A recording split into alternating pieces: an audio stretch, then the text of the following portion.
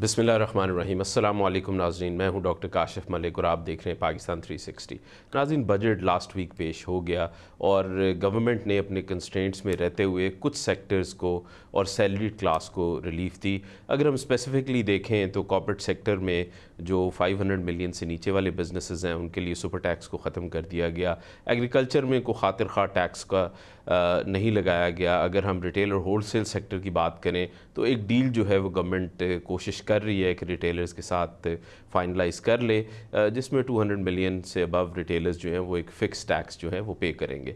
इसी तरह अगर हम रियल स्टेट सेक्टर को देखें तो उसमें भी परचेज़ और सेल पे वेल्थ टैक्स जो है उसमें तकरीबन 50% कमी की गई है। सो ये कुछ ऐसी रिलीफ थी जो गवर्नमेंट ने अपने कंस्ट्रेंट में रह के दी। अब एक सवाल जो हमेशा पूछा जाता है कि बजट में एक आम आदमी के लिए क्या रिलीफ है। मेरा ये ख्याल है कि जब भी हम आम आदमी की बात करेंगे तो आम आदमी को सबसे ज़्यादा हिट जो करता है वो इनडायरेक्ट टैक्सेशन करती है। बदकिस्मती से पाकिस्तान में इनडायरेक्ट टैक्सेशन जो है वो कभी भी हार्डली किसी बजट में कम हुई है और ये बजट भी किसी तरह उससे मुख्तलिफ नहीं था। ना सिर्फ ये कि इनडायरेक्ट टैक्सेस जो हैं हमारे यहाँ जो जिसमें जनरल सेल्स टैक्स टॉप पे है वो 18% पे है, बल्कि जो पेट्रोलियम डेवलपमेंट लेवी है जो कि another form of indirect tax है वो भी काफ़ी ज़्यादा हिट करता है आम आदमी को। आज इसी पे हम बात करेंगे और ओवरऑल बजट जो था वो कैसा था। हमें ज्वाइन किया है डॉक्टर वकार अहमद ने जो कि सीनियर इकोनॉमिस्ट हैं। जी थैंक यू डॉक्टर साहब फॉर ज्वाइनिंग। डॉक्टर साहब हम थोड़ा सा स्टेप बाय स्टेप चल लेते हैं। सैलरीड क्लास को कुछ ना कुछ रिलीफ दिया गया है, लेकिन जो रिलीफ है वो 2.2 मिलियन से जो 22 लाख से लेके 70 लाख एनुअली पैसे कमा रहे थे उन लोगों को ज़्यादा रिलीफ मिला है। दो जो इससे ऊपर के लोग थे जो 10 मिलियन से अबव थे पर एनम उस पर सुपर टैक्स उन्होंने ख़त्म कर दिया है जो 10% का था। तो आपके ख़्याल से ये इक़दाम कितना को बेनिफिशियल होगा for salaried class? Thank you doctor साहब। बिल्कुल आपने ठीक फरमाया। एक तो ये है कि पिछले साल भी गवर्नमेंट ने कोशिश की थी कि सैलरीड क्लास के ऊपर से बर्डन को किसी तरह कम किया जाए, लेकिन जैसा कि आपको मालूम है हम एक बहुत ही टफ IMF प्रोग्राम से गुजर रहे हैं। उस वक्त बताया यही जाता है कि इजाज़त नहीं मिली, उस वक्त क्लियरेंस नहीं थी, but this time around given कि गवर्नमेंट ने अच्छा फिस्कल डिसिप्लिन जो था वो शो किया था तो कुछ मार्जिन था रिलीफ को फॉरवर्ड करने का। ज़्यादातर आप देखें कि जो सरकारी एम्प्लॉयज़ की एसोसिएशंस हैं या दूसरी भी जो सैलरीड क्लास के जो प्लेटफॉर्म्स थे उनकी तरफ से यही कहा जा रहा था कि जो मिनिमम थ्रेशोल्ड लेवल है वो एक्सपेक्ट कर रहे थे कि वो इससे ज़्यादा होगा। लेकिन खैर जितना भी हुआ है इस वक्त तीन मेरे ख्याल है जगहों पे सैलरी क्लास जो है डायरेक्ट टैक्सेशन में उनको रिलीफ मिलता है। एक तो जो टैक्स स्लैब्स थी उनको 6 से 8 कर दिया गया है। दूसरा जिस तरीके से आपने बताया कि जो मार्जिनल टैक्स रेट है वो भी लोअर किया गया है एटलीस्ट जो छोटी इनकम ब्रैकेट्स हैं उनके ऊपर। मेरा ज़ाती ख्याल ये है कि माजी में जो ब्रेन ड्रेन हुआ है एटलीस्ट 2023 के बाद जो है उसमें एक बड़ी वजह जो थी हाईली स्किल्ड वर्कर के जाने की, वो मैक्सिमम जो आपकी टॉप इनकम स्लैब्स हैं उनके ऊपर जो इफेक्टिव टैक्स रेट था वो तजावज़ कर गया था 38% से। मेरा ज़ाती ख्याल ये है कि वहाँ भी कुछ कमी की ज़रूरत थी, लेकिन फ़िलहाल यही वो स्पेस है जो गवर्नमेंट दे पाई है। जी जी जी, हमें मेहताब हैदर साहब ने ज्वाइन किया है, सीनियर कॉरेस्पॉन्डेंट द न्यूज़। जी मेहताब साहब, आपका तो नब्ज़ पे हाथ होता है और आप तो काफ़ी ज़्यादा कवर कर रहे थे सारी बजट के मामलात को और आज भी किसी स्टैंडर्ड कमेटी की मीटिंग में थे आप। Thank you for joining us. Mehtab साहब, आम आदमी बेचारा इस बजट में भी कुछ हासिल नहीं कर सका। जी बिस्मिल्लाहिर्रहमानिर्रहीम। देखें, बुनियादी तौर पे ये जो सैलरीड क्लास है इसमें हुकूमत का ये दावा है और एस्टिमेट्स हैं कि कोई 52 अरब रुपए का रिलीफ जो है उन्होंने सैलरीड क्लास को दिया है। लेकिन इसमें बदकिस्मती से जो रिलीफ है वो मिडिल इनकम अर्नर्स और हायर इनकम ब्रैकेट्स जो हैं वो उनको दिया गया है। और जो पहले स्लैब्स थे उन पे हुकूमत का दावा ये है कि चूंकि पिछले साल इनको रिलीफ दे दिया गया था, जहाँ पे 6 लाख रुपए से 12 लाख रुपए तक जो 5% टैक्स था उसको 1% कर दिया था, اور جو سیکنڈ سلیب پہ 1.2 سے 2.2 ملین تک جو ہے وہ کوئی 15% ٹیکس تھا، تو اس کو 11%، ٹو بی ایگزیکٹ 12% کے لگ بھگ جو ہے اس کا ریٹ ہے. لیکن یہاں پہ بھی گنجائش تھی اور حکومت کو جو ہے وہ یہ جو بالکل ہی یعنی 50,000 روپے یا 1,00,000 روپے تک یا اس سے تھوڑی سی زیادہ انکم کمانے والے لوگ ہیں، وہاں پہ بھی ریلیف جو ہے وہ ٹرانسفر کرنا چاہیے تھا، keeping in view the fiscal space. دیکھیں بنیادی طور پہ حکومت نے جو سرکاری ملازمین ہیں ان کی تنخواہوں میں کوئی 7% کا اضافہ کیا ہے، اور وہ لنک کیا ہے انہوں نے CPI بیسڈ انفلیشن کے ساتھ. لیکن میں سمجھتا ہوں کہ تو جو دو تھے ایڈاک ریلیف الاؤنسز 22 کا اور 25 کا، اس کو بھی انہوں نے بیسک کے اندر مرج کیا ہے. بنیادی طور پہ جو پینشنرز ہیں ان کا 7% کا اضافہ جو ہے میں سمجھتا ہوں کہ یہ keeping in view this inflationary pressures. اور ابھی آپ نے دیکھا کہ ابھی تو پیٹرول کی پرائسز جو ہیں وہ حکومت نے ایک میسو وہاں پہ کم کیا ہے. لیکن اگر آپ پچھلے 3-4 ماہ کے اندر دیکھیں تو انفلیشن جو ہے وہ ڈبل ڈیجٹ کے اندر انٹر ہوئی ہے. اب آہستہ آہستہ وہ ریسیڈ ہونی شروع ہوگی. تو پینشنرز کے ساتھ چونکہ وہ فکسڈ انکم گروپس ہے تو ان کے ساتھ جو ہے وہ میں سمجھتا ہوں کہ وہاں پہ تھوڑا سا زیادہ ریلیف جو ہے وہ بنتا تھا. اور جہاں تک آپ نے انڈائریکٹ ٹیکسز کی بات کی ہے تو پاکستان میں فار آل پریکٹیکل پرپزز یہ جو ود ہولڈنگ ٹیکسز ہیں حکومت کو ڈائریکٹ ٹیکسز کی مد میں گنتی ہے، لیکن یہ بھی انڈائریکٹ ٹیکسز ہیں. تو ایکچوئل میں جو پاکستان میں آج بھی 80% سے زیادہ جو ٹیکسز ہیں وہ انڈائریکٹ ٹیکسز ہیں، اور ڈائریکٹ ٹیکسز کی جو ریشیو ہے وہ ابھی بھی بہت کم ہے.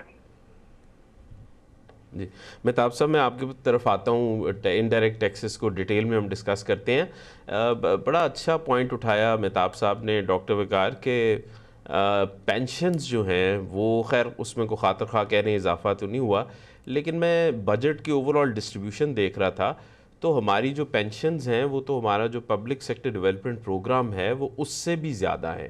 مطلب وہ 1.17 ٹریلین روپیز جو ہے ہم نے ایلوکیٹ کیے ہیں پینشنز کے.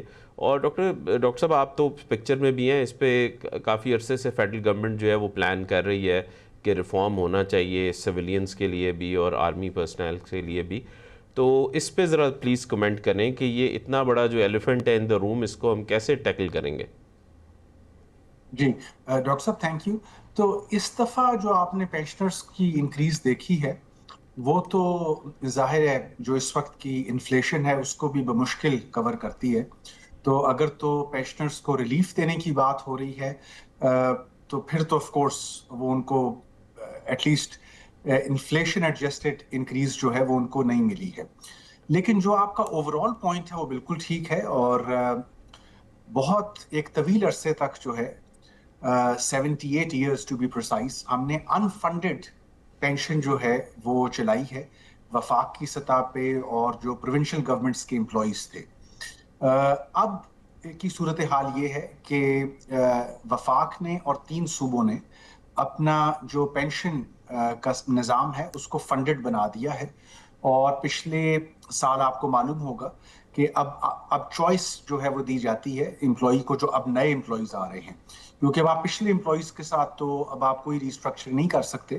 ظاہر جو ایک کمٹمنٹ تھی وہ آپ کو پوری کرنی ہے، انہوں نے اپنی سروس دی ہے 35 سے 40 سال کی. لیکن اب جو نئے امپلائیز آ رہے ہیں سرکار ان کا ذمہ جو ہے انفنڈڈ طریقے سے نہیں اٹھا رہی، ان کو کانٹریبیوٹری پینشن کی طرف جو ہے وہ لایا جا رہا ہے. تو اب فی الحال تو آپ کو برڈن کیری کرنا پڑے گا جو اس وقت جو باقی کا لائف ٹائم ہے ایگزسٹنگ پینشنرز کا. لیکن نئے پینشنرز کا برڈن جو ہے وہ تقریباً 5 سے 7 سال میں آپ دیکھیں گے کہ وہ ریڈیوس ہونا شروع ہوگا. جی اچھا، میں مہتاب صاحب کو آساؤں گا. مہتاب صاحب، ایک اور بڑا چیلنج جو ہے وہ ریونیو ٹارگٹس ہیں. نیکسٹ ایئر تو ایف بی آر نے کہا ہے کہ ہم کوئی 1.5 ٹریلین تک اکٹھا کریں گے، اور آلریڈی شارٹ فال ہے. ہمارے پچھلے ٹارگٹ بھی جو تھے وہ تقریباً 1000 ارب سے زیادہ کا شارٹ فال تقریباً نظر آ رہا ہے، کیونکہ ابھی جون کے نمبرز آنے ہیں ہمارے پاس. تو آپ کے خیال سے ود 4% آف گروتھ ریٹ یہ ایف بی آر کس طرح اکٹھا کر پائے گا 1.5 ٹریلین کا ٹارگٹ؟ دیکھیں بنیادی طور پہ اگر آپ دیکھیں تو جو ریوائز ٹارگٹ ہے اس آؤٹ گوئنگ فائنینشیل ایئر کا، وہ آپ کو یاد ہوگا کہ جب پارلیمنٹ نے اپروو کیا تھا تو وہ کوئی 14.13 ٹریلین تھا. اس کو پھر ریوائز کر کے جو ہے وہ 13.979 کیا گیا، پھر اس کو ریوائز کیا گیا، اور جو بجٹری ایسٹیمیٹس دیے ہیں وہ کوئی 12.9 ٹریلین کے لگ بھگ ایف بی آر کے ایسٹیمیٹس ہیں کہ وہ اس مالی سال کے دوران جو ہے وہ کلکٹ کرے گا. تو 1 ٹریلین سے زیادہ کا شارٹ فال ہے اس فائنینشیل ایئر میں. اگلے سال کا جو ہے وہ 15,264 ارب روپے کا ٹارگٹ ہے، اور اس میں جو نامینل گروتھ ہے وہ 4% کی G D P real G D P ہے، اور 8.2% جو ہے وہ سی پی آئی بیسڈ انفلیشن ہے. تو نامینل گروتھ کے ذریعے کوئی 12.2% جو ہے وہ وہاں سے حاصل کیے جائیں گے. جو باقی ریونیو ہے وہ ریونیو پیئرز اور انفورسمنٹ کے ذریعے جو ہے وہ ایف بی آر حاصل کرے گا. تو ایف بی آر کی جو انٹرنل ڈیٹ ہے وہ تو بڑا کلیئرلی وہ کہتے ہیں جی کہ چونکہ آئی ایم ایف کے پروگرام کے اندر ہیں تو کم از کم اگلے مالی سال کے دوران بھی کوئی 600 سے 700 ارب روپے کا شارٹ فال ایکسپیکٹ کر رہے ہیں. چونکہ ایک اور بڑی جو ہے وہ ایف بی آر کے لیے ایک طرف تو اچھی خبر ہے ملک کے لیے، لیکن ایف بی آر کے لیے اچھی خبر نہیں ہے، چونکہ آپ کو پتہ ہے کہ فیول کی پرائسز جو ہیں وہ گرنی شروع ہوئی ہیں. تو اوور آل جو سی پی آئی ہے وہ بھی پہلے کہا جا رہا تھا ڈبل ڈیجٹ کے اندر رہے گی، تو وہ تیزی سے جو ہے وہ چانسز ہیں کہ وہ جو سی پی آئی کا ہے وہ بھی ڈاؤن ورڈ ریویژن ہوگی اس کی. تو جو نامینل گروتھ کا فگر ہے وہ بھی تھوڑا سا ہلے گا، شاید ریئل جی ڈی پی تھوڑی سی اوپر چلی جائے اور سی پی آئی تھوڑا سا نیچے آ جائے. تو اس ری ایڈجسٹ کے نتیجے میں بھی ایف بی آر کا جو اگلے مالی سال کا ٹارگٹ ہے اس کو اچیو کرنے میں مشکلات ہوں گی، اور اس میں کافی زیادہ جو ہے وہ آگے جا کر شاید ری ایڈجسٹمنٹ کی جو ہے وہ ضرورت پڑے. لیکن بنیادی مسئلہ یہ ہے کہ ایف بی آر کا ٹارگٹ تو چیلنجنگ ہے، لیکن اگر آپ حکومت کے ایکسپینڈیچرز کو دیکھیں تو وہاں پہ کوئی کمی جو ہے وہ مجھے نظر نہیں آ رہی. ایک طرف یہ چیلنج ہے، دوسری طرف جو ایکسپینڈیچر وہاں پہ کوئی میجر ریفارمز کی باتیں تو کر رہے ہیں. حکومت کی ریفارمز جب بھی آتی ہیں تو مجھے یہ لگتا ہے کہ پرائسز میں اضافہ یا ٹیکس ریٹ میں اضافہ، ان ٹرو سینس اور لیٹر اینڈ اسپرٹ میں جو ریفارمز کرنے کی ضرورت ہے وہ جو ہے وہ نہیں نظر آ رہی. مثلا right sizing of the government میں آپ دیکھیں تو کوئی میجر جو ہے وہ انہوں نے ابھی تک اس کے اوپر کام نہیں کیا، بلکہ وہ جو ویکنٹ پوسٹ تھی ان کو ابالش کر دیا. اس کا ریونیو امپیکٹ کوئی زیادہ جو ہے وہ نظر نہیں آ رہا. تو وہاں پہ جہاں پہ کام کرنے کی ضرورت تھی وہ شاید اس انداز میں نہیں کیا جا رہا. جی ایس او ایز بھی مہتاب صاحب کافی بڑا مسئلہ. میں ڈاکٹر صاحب کے پاس آؤں گا. ڈاکٹر صاحب 43% ہمارا ٹوٹل ایکسپینڈیچر جو ہم دیکھ رہے ہیں وہ جا رہا ہے ڈیٹ سروسنگ میں یا انٹرسٹ پیمنٹس کہہ لیں، یا اگر ہم ریونیو ٹارگٹ سے کمپیئر کریں وہ تو تقریباً 61% بن جاتا ہے. سو آپ امیجن کریں کہ 8,000 ارب یا 8 ٹریلین جو ہیں وہ ہم اس بجٹ میں بھی انٹرسٹ پیمنٹس میں دے دیں گے، تو اس کو ہم کس طرح ٹیکل کریں اوور دا ایئرز؟ پرومسز تو بہت گورنمنٹ کرتی ہے لیکن یہ کوئی خاص کم نہیں ہو پا رہا. جی ڈاکٹر صاحب، اگر آپ پروجیکشن دیکھیں جو آئی ایم ایف کی جو لاسٹ اسٹاف لیول رپورٹ تھی، تو اس وقت تو آپ کا جو ڈیٹ کا اوور ہینگ ہے وہ کافی زیادہ ہے، اور آپ کی ڈیٹ کی جو ریڈکشن ہے وہ جا کے کوئی 2028-29 کے بعد ٹیپر ہونی شروع ہوتی ہے. وہ بھی اگر آپ ظاہر ہے یہ جو فسکل ڈسپلن کا جو پاتھ آف کورس پرسکرائب کیا جا رہا ہے فنڈ کی طرف سے اس کے اوپر اگر رہتے ہیں. But in the shorter term آپ کے پاس جو واحد ایک حل ہوتا ہے وہ یہی ہوتا ہے کہ آپ مزید ڈیٹ لے کے پچھلی ڈیٹ کو آپ سروس کریں.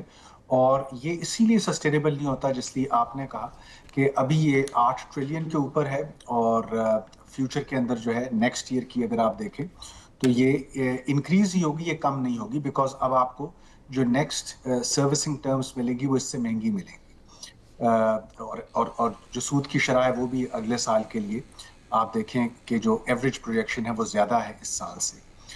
جو زیادہ اہم نقطہ ہے آپ کے سوال میں وہ یہ ہے کہ اگر ڈیٹ کی کمٹمنٹ اتنی زیادہ ہے اور پھر سول ایڈمنسٹریشن کے، ڈیفنس افیئرس کے اخراجات ہیں تو پھر جو ترقیاتی بجٹ ہے وہ انفارچونیٹلی اس پہ قدغن لگ جاتی ہے.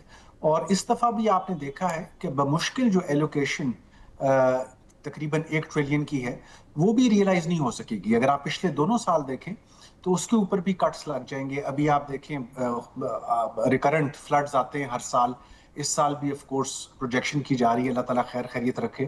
بٹ اور بھی پرائرٹیز ہوتی ہیں گورنمنٹ کی.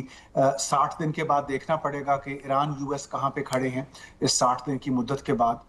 آیا دوبارہ اس پی ایس ٹی پی کو جو فسکل ایئر 27 کا سو کٹ لگتا ہے نہیں. جو مین ہمارے لیے بنیادی نقطہ ہے وہ یہ ہے کہ ہم ڈیولپمنٹ کے لیے اس بجٹ میں کوئی سپیس نہیں کریٹ کر پا رہے. ہمیں لینا ایک بریک اور ہم واپس آتے ہیں.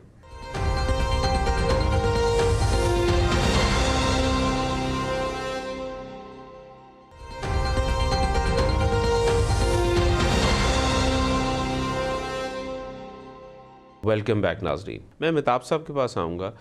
مہتاب صاحب, ابھی تک جو انفلیشن کے نمبرز ہیں, آپ اپنے لاسٹ کمنٹ میں کہہ رہے تھے کہ شاید سی پی آئی تھوڑا سا نیچے آئے, لیکن جو پی ڈی ایل میں گورنمنٹ نے کلیکٹ کرنا ہے اگلے سال, تو مجھے تو یہ جو ابھی بھی ریلیف نظر آیا یہ تو بڑا ٹیمپرری سا ریلیف ہے, اور وہ 1.7 ٹریلین کا جو نمبر ہے وہ تو بڑا انفلیشنری ہوگا.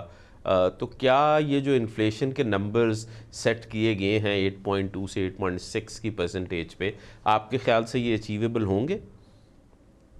دیکھیں, یہ جو آپ بات کر رہے ہیں نا سر, اس سال آئی ایم ایف کے ساتھ ایگری تھا کہ آپ نے پیٹرول اور ڈیزل پہ 80 روپے آن ایوریج جو ہے وہ پیٹرولیم لیوی لینی ہے. اگلے مالی سال کا اگر آپ نمبر سامنے رکھیں, اس میں وہ جو کاربن لیوی ہے اس کو بھی شامل کریں, تو کوئی 1727 ارب روپے حکومت نے لیوی کی مد میں جو ہے وہ کرنے ہیں, تو ڈیفینیٹلی آن ایوریج سے تھوڑا سا اوپر جائے گا. 90 روپیز یا 100 روپیز کے لگ بھگ آپ کو پر لیٹر جو ہے لیوی کو آن ایوریج برقرار رکھنا پڑے گا پورے سال کے دوران. اس سال بھی اگر آپ دیکھیں تو 1468 کا جو ٹارگیٹ تھا اس کو حکومت 30 جون کو بڑی آسانی سے ایکسیڈ کر جائے گی, اور جو ایسٹیمیٹس ہیں وہ بتا رہے ہیں کہ 1550 ارب روپے کے لگ بھگ یہ بائی اینڈ جون جو ہے وہ کھڑے ہوں گے. ایک چیز انہوں نے اور کی, ڈیولپمنٹ بجٹ کی ڈاکٹر صاحب بات کر رہے تھے, ایک کام انہوں نے اور کیا وہ یہ تھا کہ پروونسز کو آئین کی آرٹیکل 164 کے تحت جو نیشنل اکنامک کونسل میٹنگ تھی اس میں انہوں نے پروونسز سے ایگری کروایا کہ پنجاب, سندھ اور کے پی کی گورنمنٹ جو ہے وہ مل کر کوئی 1 ٹریلین سے زیادہ کی جو گرانٹس ہیں وہ فیڈرل گورنمنٹ کو دے گی. میں ڈاکٹر صاحب کے پاس آؤں گا. جی ڈاکٹر صاحب, مہتاب صاحب کمنٹ کر رہے تھے اس گرانٹ پہ جو کہ پروونسز سے سینٹر لینے کی کوشش کر رہا ہے. خیر یہ پورا ایک این ایف سی ایوارڈ کا بڑا معاملہ ہے, اسی لیے آپ دیکھیں کہ ایک ایسا ٹیکس جو کہ صرف ٹیمپریریلی ایمرجنسی کے لیے لگایا گیا تھا پیٹرولیم ڈیولپمنٹ لیوی کے نام سے, وہ اب ایک پرماننٹ حصہ بن گیا, ایک ٹول آ گیا ہے فیڈرل گورنمنٹ کے ہاتھ میں. اور فیڈرل گورنمنٹ نے جس طرح مہتاب صاحب بتا رہے تھے کہ وہ جو 1468 بلین کا ٹارگٹ تھا وہ تو اچیو کر لیں گے, ایکچولی کراس کر جائیں گے. لیکن میں ایک اور انٹرسٹنگ فگر آپ سے شیئر کروں کہ لاسٹ ایئر گورنمنٹ نے الیکٹرسٹی بلز میں 620 ارب روپے اکٹھے کیے ہیں. تو آپ امیجن کریں کہ ان دونوں کو آپ سم اپ کر لیں تو 2000 ارب یا 2 ٹریلین روپیز جو ہیں وہ گورنمنٹ نے ان ڈائریکٹ ٹیکسز کے تھرو ریکور کیے ہیں, جو کہ ڈائریکٹلی لوگوں کی جیب کے اوپر حملہ ہے, اور وہ بھی عام آدمی کی. بالکل, آئی تھنک ڈاکٹر صاحب آپ ٹھیک کہہ رہے ہیں, and let me complete the thoughts جو مہتاب صاحب کہہ رہے تھے, کیونکہ وہ بڑا اہم نقطہ ہے. بہت سارے لوگ جو ہیں اس چیز کو ایک quite reversal of 18th amendment کہہ رہے ہیں. جس طریقے سے اس دفعہ صوبوں کو راضی کیا گیا, صوبوں کو منایا گیا to give up their spending. Naturally ظاہر ہے جس وقت ضرورت ہوتی ہے یا ایکسٹرا آرڈنری سرکمسٹانسز ہیں اس وقت, اور آپ کو یہ بھی معلوم ہے کہ جب بجٹ پریزنٹ کیا جا رہا تھا ایٹ لیسٹ اس وقت تک جو ہے وہ ایران یو ایس کی پیس ڈیل بھی نہیں ہوئی تھی, تو the pressure was there. But anyways ویز یہ اب ایک پریسیڈنس جو قائم ہو گیا ہے, انفارچونیٹلی یہ آئندہ کے لیے بھی ایک دروازہ کھل گیا ہے کہ 18th امینڈمنٹ کا ایک کوائٹ جو ہے وہ ریورسل ہو سکے, جو کہ ظاہر اچھی چیز نہیں ہے. صوبوں نے بہت قربانی دی ہے اس کے لیے.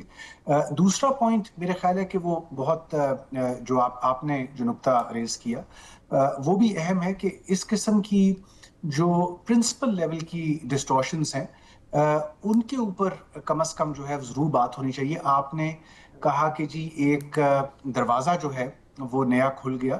آپ کو یاد ہوگا ڈاکٹر صاحب کہ 1995 میں بالکل جس طریقے سے آپ ایک ایمرجنسی میں لگائی ہوئی ڈیوٹی کی بات کریں, ود ہولڈنگ ٹیکسز بھی 1995 میں ایسے ہی سٹارٹ ہوئے تھے, اور یہی کہا گیا تھا کہ جی اس وقت جو ہے وہ چونکہ فنڈ کا پروگرام ہے اور ایک نیشنل ایمرجنسی ہے, تو ہم ود ہولڈ کریں گے ٹیکسز جو ہیں ایٹ سورس, اور پھر اس کے بعد وہ دروازہ آپ بند نہیں کر سکے, اور پھر ود ہولڈنگ ٹیکسز کی تعداد جو تھی وہ بڑھتی چلی گئی.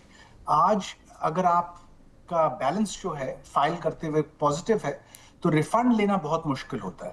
آپ کو معلوم ہوگا کہ ابھی تک جو ہے جو کمٹمنٹ پچھلے ایک کوارٹر کے ریفنڈز کی تھی کہ وہ کلیئر ہو جائیں گے, ان میں سے بھی کوئی ایک ریفنڈ بھی ابھی تک کلیئر نہیں ہو سکا انفارچونیٹلی.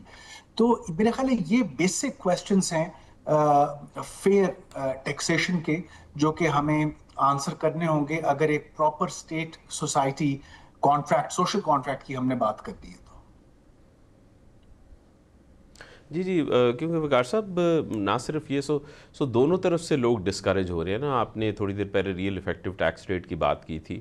سو ڈائریکٹ ٹیکسیشن تو ہے جو ہے, لیکن اس کے ساتھ اگر آپ اس میں انڈائریکٹ ٹیکسز بھی ایڈ کر لیں تو, اور پھر ہم اس کا ریئل افیکٹ دیکھیں تو وہ بہت سے لوگوں کے لیے 40% سے اوپر چلا جاتا ہے. اب یہ وہ ٹیکس ریٹس بن جاتے ہیں جو کہ باقاعدہ جو بہت ڈیولپڈ کنٹریز ہیں وہاں پہ دیے جاتے ہیں, اور وہاں پہ جو جس طرح کی سروسز سٹیزنز کو واپس ملتی ہیں تو وہ ان کو تکلیف نہیں ہوتی ہیں وہ ٹیکس دیتے ہوئے. تو اس لحاظ سے ایک عام پاکستانی جو ہے وہ چاہے ڈائریکٹ ٹیکس میں ہے یا نہیں ہے, وہ ایک بڑا ڈسسیٹسفائیڈ سا ٹیکس پیئر ہے. جی, اور ڈاکٹر صاحب میں اس بات میں صرف اضافہ کرتا چلوں کہ میں بالکل یہ تسلیم کرتا ہوں کہ آپ بینیفٹ آف دا ڈاؤٹ دیں کہ ٹھیک ہے جی ایف بی آر کے ہاتھ بھی بندھے ہوئے ہیں, ان کے اوپر بھی پریشر ہے کہ انہوں نے ہر سال جو ہے وہ بڑے تواتر کے ساتھ جو ہے نیا ٹارگٹ اور ایک ہائر ٹارگٹ اچیو کرنا ہے. لیکن ایک ایویلیویشن تو ہونی چاہیے ہر بجٹ کے اندر. دیکھیں نا, آپ جو بجٹ ڈاکیومنٹ کا پہلا حصہ ہوتا ہے جو پارلیمنٹ کے آگے پیش ہوتا ہے وہ تو ایویلیویشن ہوتی ہے. اس ایویلیویشن میں بتایا تو جائے کہ جو ٹیکس پالیسی یونٹ علیحدہ کیا گیا تھا ایف ڈی آر سے, اس نے کیا ویژن دیا, اور اس کے ویژن کی بنیاد پہ آیا وہ جو میجرز لیے گئے تھے انہوں نے ڈیلیور کیا ہے اس فسکل ایفرٹ نے یا نہیں کیا ہے. پھر دوسری چیز یہ ہے کہ اگر آپ ٹیکس ریٹس میں آپ ریلیف نہیں دے سکتے تو ٹیکس کمپلائنس کی جو کاسٹ ہے, جو ٹیکس پیئر کی کمپلائنس کاسٹ ہے, اس میں تو ریلیف دیجئے نا. تو آپ کو معلوم ہوگا کہ اس وقت اگر آپ سیلف امپلائڈ ہیں یا آپ کا سول پروپرائٹرشپ کا کاروبار ہے, آپ کا کسی بھی قسم کا ایسا کاروبار ہے جو ایک صوبے سے زیادہ میں آپ جو ہے وہ پھیلاؤ ہے آپ کا, تب تو آپ کو ملٹیپل ٹیکس اتھارٹیز کا سامنا ہے, جس کا مطلب یہ ہے کہ آپ کو کوارٹرلی فائلنگ جو ہے وہ ملٹیپل ٹیکس اتھارٹیز کے ساتھ کرنی ہے. تو یہ بجٹ اس دفعہ ایک اپرچونٹی تھی اس کمپلائنس کاسٹ کو کم کرنے کی.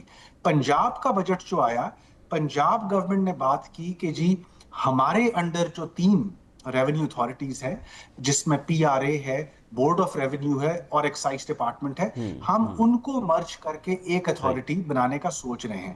یہ ایگزیکٹلی وہی سوچ ہے جو سب سے پہلے 2012 میں اناؤنس ہوئی تھی, اور آج ہم 2026 میں بیٹھے ہیں. تو اگر ہم اپنی ٹیکس اتھارٹیز کو انٹیگریٹ کر کے ایک یونیفائڈ فائلنگ سسٹم نہیں بنا سکتے تو اس وقت ٹیکس پیئر کی کمپلائنس کاسٹ ہائی ہے, اور یہ زیادہ جو ہے وہ ہوتی جائے گی, اور آپ کے بزنسز انکمپیٹیٹو رہیں گے.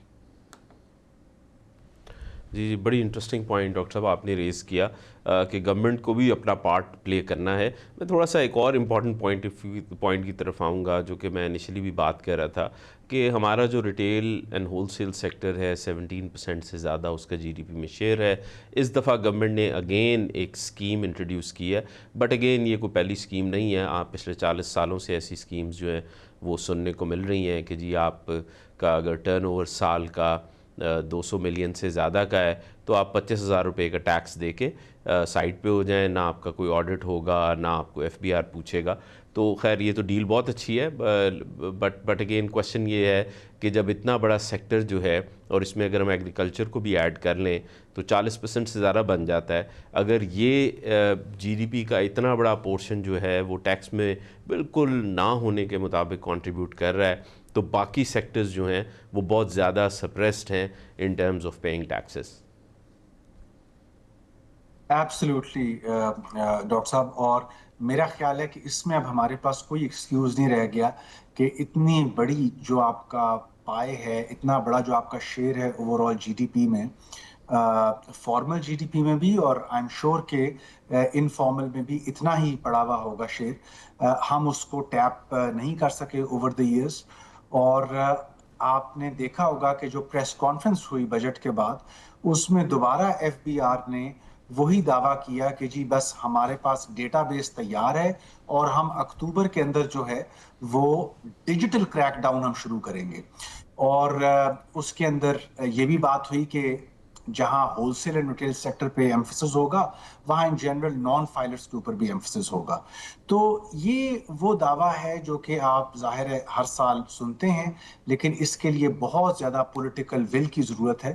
اور اگر آپ میرا ذاتی وہ اگر میں اپنا ویو دے سکوں تو میرا خیال ہے کہ ابھی اتنا پولیٹیکل ریزالو نہیں ہے کہ آپ ایک اس طبقے کو جس کو آپ ابھی تک ہاتھ نہیں لگا سکے، you could go after them, especially جب کہ کوئلیشن گورنمنٹ میں آپ ہیں. تو ایک تو یہ بات ہو گئی. دوسری چیز یہ ہو گئی کہ بیس براڈننگ پہ پھر ویژن کیا ہے. بیسیکلی آپ ہر آئی ایم ایف پروگرام میں سائن کر رہے ہیں ٹیکس بیس کی براڈننگ، تو اس میں تین ہی تو چیزیں ہیں. اس میں wholesale and retail taxes ہیں، اس میں آپ کی ایگریکلچرل سیکٹر کی جو انکمز ہیں، اور اس کے بعد ان ٹیکسڈ جو سروسز سیکٹرز ہیں ادر دین ریٹیل ٹریڈ، جس میں آپ کے یہ ایسے سروس سیکٹرز جو کیش بیس پہ چل رہے ہیں وہ ہیں. تو اس کے اندر اگر آپ دیکھیں تو دو چیزیں تو ویسے ہی آؤٹ ہو گئی. ایگریکلچر اور سروسز کے اوپر جو جی ایس ٹی ہے وہ تو صوبوں نے کلیکٹ کرنا ہے، تو صوبوں کو تو کوئی اکاؤنٹیبل یہاں پہ اس وقت کر نہیں رہا. آپ کا جو آپ نے خود ہی بتایا کہ N F C will be under debate, لیکن آپ کا این ایف سی کے اندر بھی وہ کیریٹ اینڈ اسٹک نہیں ہے کہ صوبوں کے پاس کوئی ٹارگٹ ہو. تو ایف بی آر کے پاس لے دے کے جو wholesale and retail trade sector کی جو ٹیکس براڈننگ ہے، صرف وہ ایک فوکس ہے ان کے پاس، جو کہ آئی ایم ہوپنگ کہ اس سال جو ہے وہ ڈیلیور کریں گے. پھر میں اس میں ایڈ کرتا چلوں کہ اس وقت بہت سارا جو آپ کا ٹیکس کا جو کمیٹڈ جو آپ کی لائبلٹی وہ آڈٹس پہ پھنسی ہوئی ہے. ڈان کی رپورٹ کے مطابق کوئی 100 بلین سے اوپر کا جو آڈٹس ہیں وہ صرف پچھلے سال کے کھلے ہوئے ہیں، اور اگر آپ پچھلے کوئی 3-4 سال کے دیکھیں تو وہ آڈٹ کیسز بھی ابھی تک بند نہیں ہوئے ہیں. سو ان کو بھی مانیٹر کرنے کی ضرورت ہے کہ جو چیزیں اس وقت اوپن میں پڑی ہوئی ہیں ان کو ہم کلوز کریں. پھر اس کے بعد آپ یہ دیکھ رہے ہیں کہ ٹریک اینڈ ٹریس سسٹم جو تھا وہ ایف بی آر نے انٹروڈیوس کیا تقریباً 4 کموڈیٹیز کے لیے، جن میں ٹوبیکو تھی، سیمنٹ تھی، شوگر تھی اور فرٹیلائزر تھی. اور یہی آئیڈیا تھا کہ اس کے اندر بھی کچھ 100 ارب سے اوپر کی کلیکشن آ جائے گی. Again we don't have an evaluation کہ اتنے پیسے ٹیکس پیئر کے لگ گئے ٹریک اینڈ ٹریس سسٹم کا انفراسٹرکچر بنانے میں، اور اس میں لوگ بھی بھرتی ہوئے، لیکن آیا وہ ایکسپینڈیچر زیادہ ہوا یا اس سے کوئی ریونیو گین بھی ہوا؟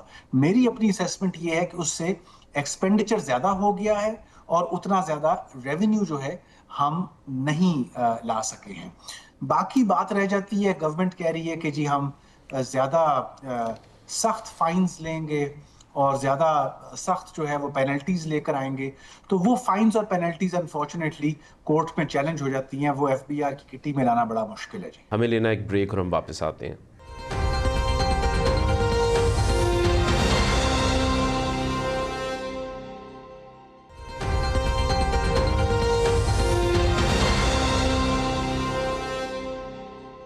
ویلکم بیک ناظرین. اچھا میں تھوڑا سا ایکسپورٹرز کی طرف بھی آؤں گا. ایک ہمیشہ بہت بڑا پوائنٹ جو کہ ہمیشہ ہمارے جو پالیسی میکرز ہیں وہ کہتے ہیں جی ہم نے ایکسپورٹ لیڈ گروتھ لے کے آنی ہے. اس دفعہ جو ایک چھوٹا سا چنک چینج کیا گیا ہے کہ 2 قسم کے ٹیکسز لگتے تھے ایکسپورٹرز پہ, ایک ایڈوانس تھا, ایک ود ہولڈنگ ٹیکس تھا, وہ 2% تھا ملا کے, اب اس کو انہوں نے کم کر کے تقریباً 1.25% پہ کر دیا.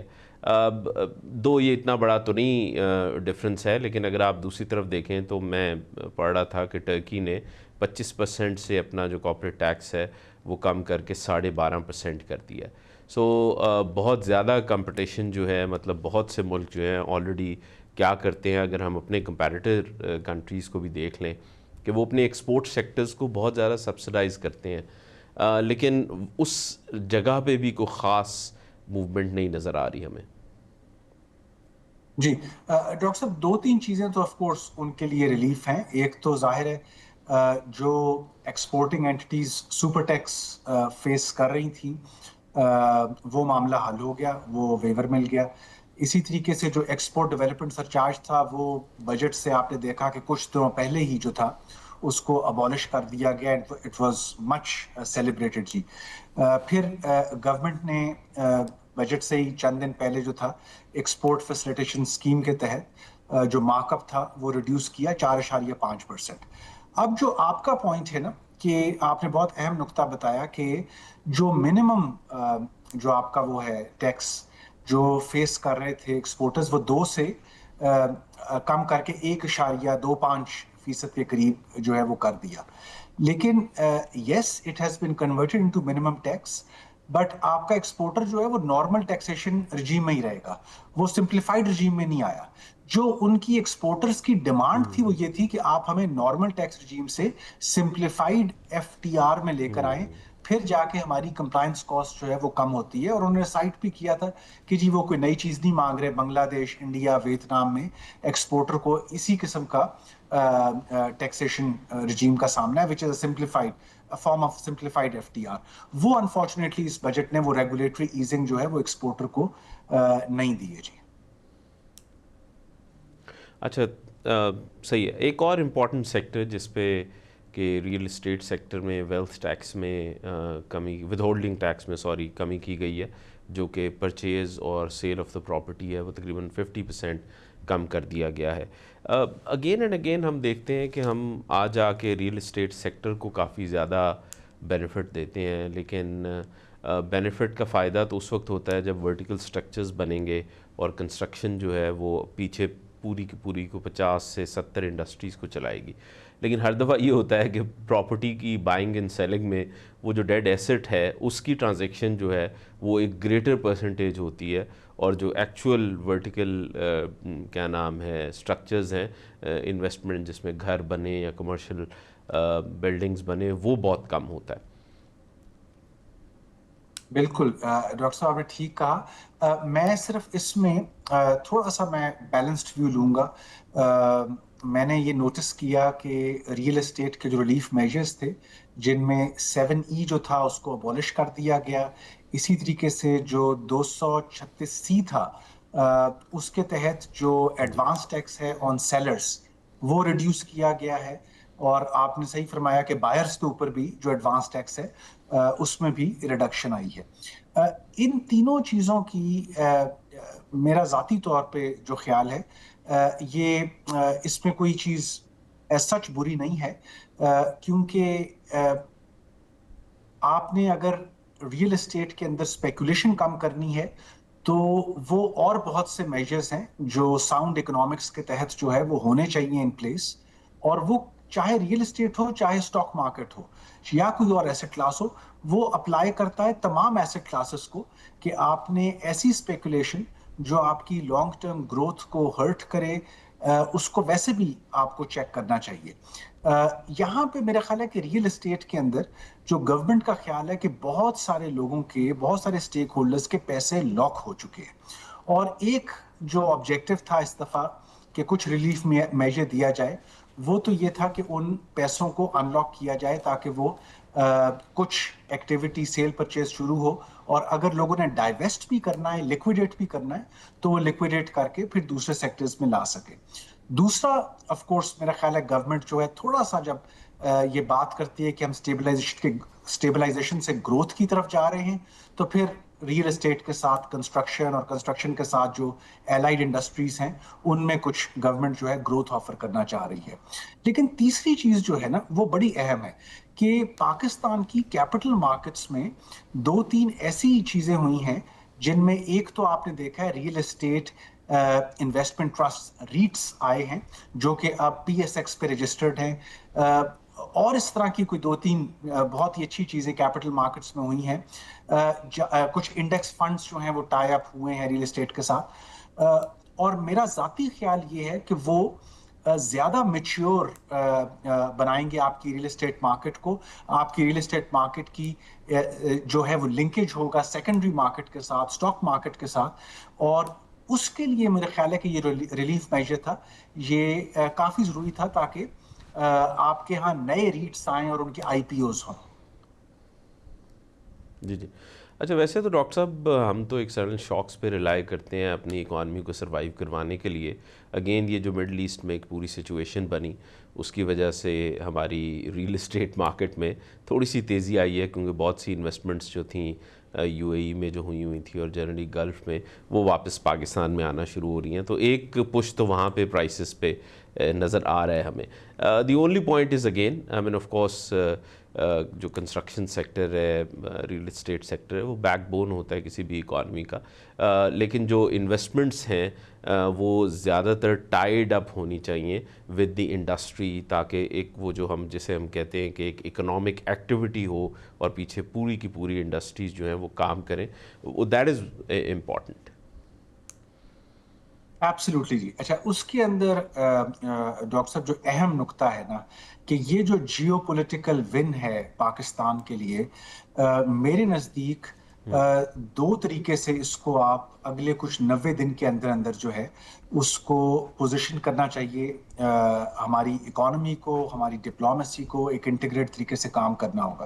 पहली चीज़ तो ये है, जिस तरह हम एक्सपोर्टर्स की प्रोडक्टिविटी की बात कर रहे थे और कुछ नहीं कर सकते तो उनको थोड़ी सी energy market, energy supply, energy price की तरफ से सर्टेनिटी देते हैं। If we are able to build some buffer stocks of gas, oil, ताकि अगर 90 दिन के बाद जो है ये ईरान US डील जो है ये फ्रेजाइल हो जाती है या दोबारा वॉलेटिलिटी आ जाती है, तो हमारे एक्सपोर्टर को दोबारा से उस एनर्जी सप्लाई और प्राइस अनसर्टेनिटी का सामना ना हो जो उसने किया है पिछले चंद माह में।